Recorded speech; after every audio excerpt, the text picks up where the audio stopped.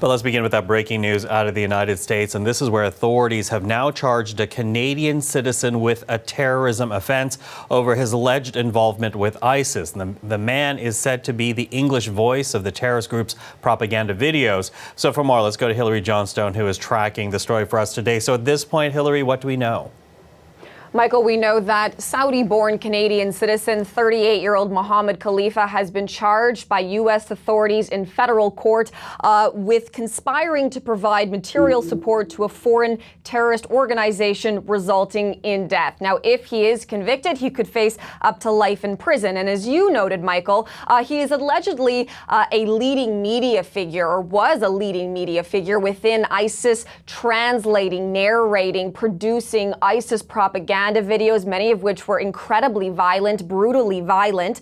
And he is alleged to have been, as you also noted, the English voice of ISIS. He gained international notoriety for his distinct North American English accent that was used in these videos. And he actually spoke with CBC's The Fifth Estate. He did an interview and he admitted to being that English voice. Now, we know that he used to work in Toronto. He worked for an IBM contractor. And then in 2013, he fled to Syria, where he joined ISIS, worked as a fighter, but then also producing these videos, it's alleged. And we're going to play a little bit now. This is an interview, part of that interview that he did with the CBC's Fifth Estate. Let's take a listen to that.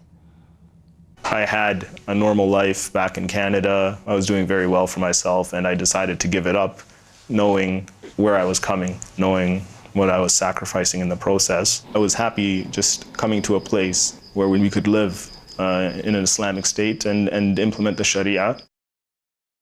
So he went to Syria, and then in 2019, he was captured by Syrian Democratic Forces. And then, according to U.S. authorities today, what they're saying today was that he was recently transferred into FBI custody, at which point he was brought to the Eastern District of Virginia, which is where he is now facing these charges. Now, we also have a statement here, part of a statement from the FBI that was released earlier today. This is from the Assistant Director in charge of the FBI's Washington Field Office, and it says in part, the charges announced today are a reminder of those who continue to support ISIS around the world that the U.S. government has not forgotten your crimes. We will find you and hold you accountable. Now, Michael, just a final point here.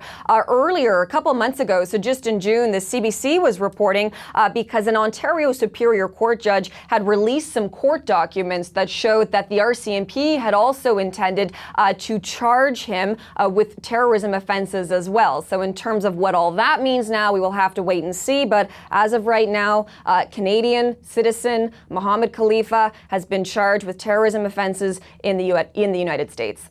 Okay, and we'll keep tracking and we'll turn to you for the very latest. Hillary, thank you for that. Appreciate it. Our Hillary Johnstone.